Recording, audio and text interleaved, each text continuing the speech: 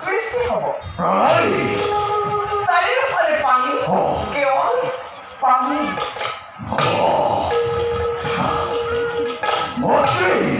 পুত্ৰ চাৰিওফাল পানী হ'লে আমি থাকিম কেনেকৈ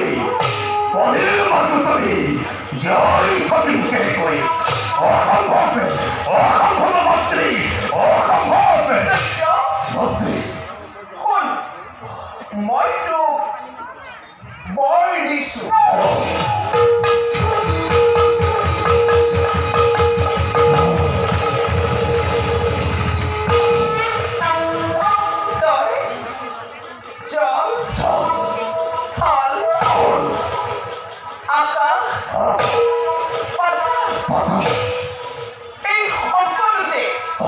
মুক্তভাৱে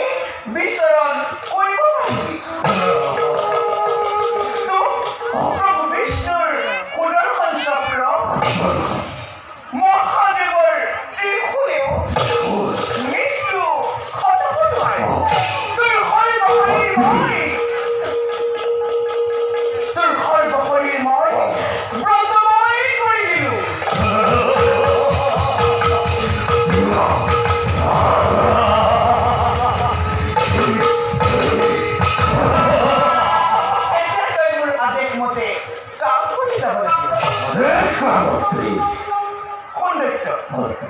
অলপ দিনৰ পিছতে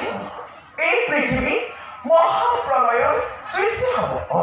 চাৰিওফালে পানী কেৱল পানীয়ে থাকিব বেদ বেদাংগ কৃষ্টি সভ্যতা সকলোবোৰ পানীৰ তলত থাকিব আৰু সেইবোৰ নষ্ট হোৱাৰ আগতে তই অপুত্ৰ তই সকলোবোৰ সংগ্ৰহ কৰিব ঋষিমুনিসকলে যাগ যজ্ঞ কৰিবলৈ বেদ বেদাংগ একোৱেই নাথাকিব আৰু মহাপ্ৰলয় শেষ হ'লে তাৰ পিছৰ কল্প দহৰ সভ্যতা বিস্তাৰ কৰিব পাৰিব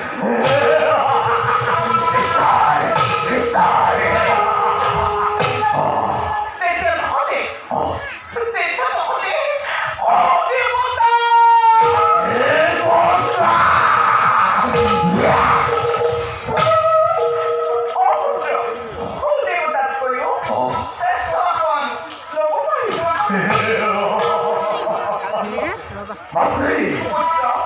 মোৰ পৰিচয় কি হ'ব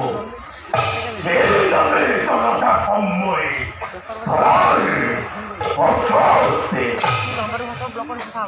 পুত্ৰ মন্ত্ৰী মই মোৰ ডিঙিৰ হাড়ৰ পৰাটো আৰু তোৰ মুখমণ্ডল দেখিবলৈ মুখমণ্ডল দেখিবলৈ ঘোঁৰাৰ দৰে সেয়ে তোৰ নাম তোৰ নাম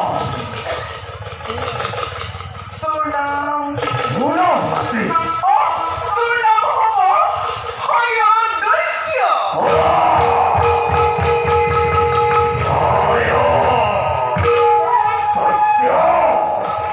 মোৰ নাম হ'ব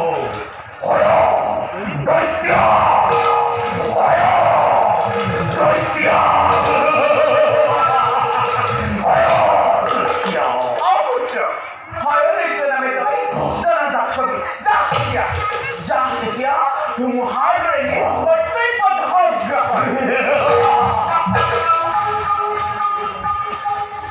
মন্ত্ৰী মোৰ খবৰ প্ৰদান কৰা পুত্ৰ মোৰ অমৰত্ব বৰ দিয়াৰ ক্ষমতা নাই তথাপিও মইতো যিবোৰ কৰিলো প্ৰদান সেইবোৰ অমৰত্ব বৰৰ নিচিনা স্বল্প মত্ত আৰু পাতাৰৰ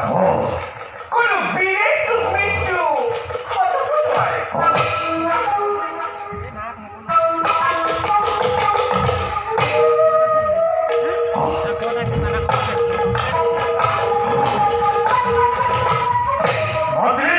পুত্ৰ মোৰ হৈছে প্ৰয়োজন সত্যবংশৰ ব্যক্তিৰ কাৰণে মোৰ কেৱল মাতৃত্ব সুন্দৰী ৰমণী অৰ্পণ কৰক